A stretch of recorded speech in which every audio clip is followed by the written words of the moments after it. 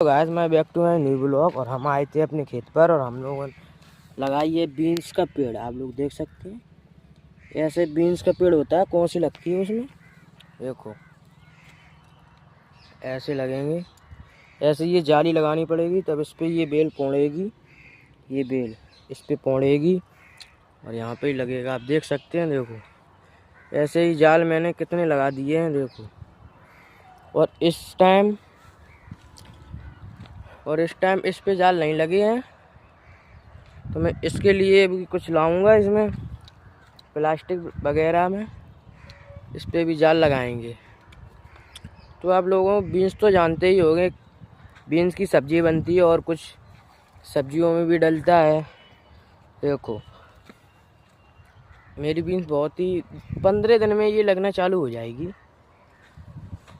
देख सकते हैं आप लोग। नमस्कार।